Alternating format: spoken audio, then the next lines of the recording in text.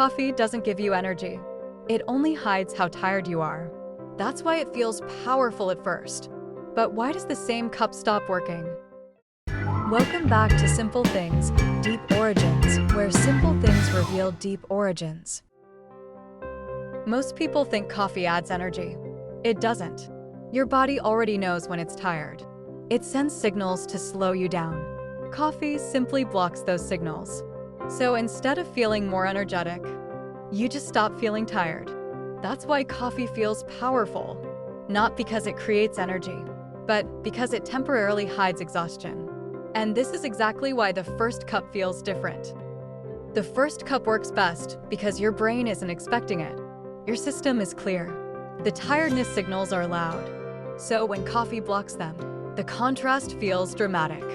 But your brain learns quickly. It adjusts.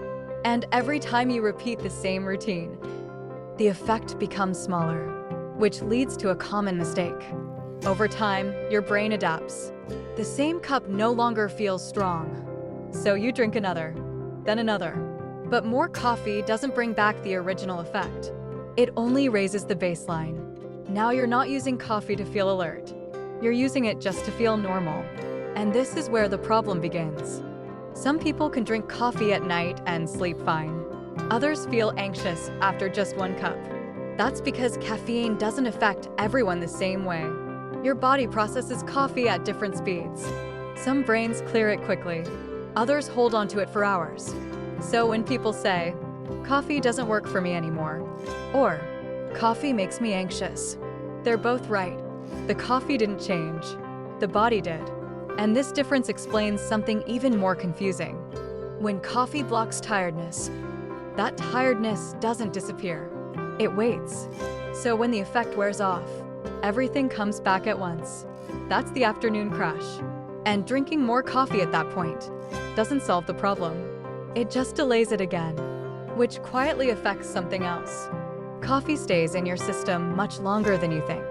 Even if you fall asleep, your sleep becomes lighter, less deep, less restorative. So you wake up tired again.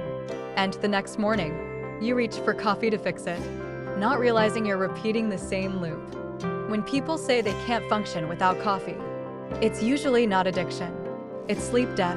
Coffee is covering exhaustion, not solving it. So when the coffee wears off, the tiredness feels worse. Coffee didn't fail. It just isn't meant to replace rest. When people cut back on coffee, they often feel worse before they feel better. Headaches, brain fog, low energy. Not because coffee was giving them energy, but because tiredness was being hidden. When coffee disappears, all that tiredness shows up at once. This doesn't mean you need coffee. It means your brain is relearning how to feel tired naturally again. And once that balance slowly returns, that's when coffee starts working the way it was meant to, not as a crutch, but as a tool. Coffee works best when it's used deliberately, not constantly. Timing matters more than quantity. Sometimes fewer cups feel stronger, because your brain stops expecting them. Coffee isn't broken. We just misunderstood what role it was supposed to play. If you enjoyed this episode of Simple Things, Deep Origins, subscribe for more simple things with deeper stories and comment what we should uncover next.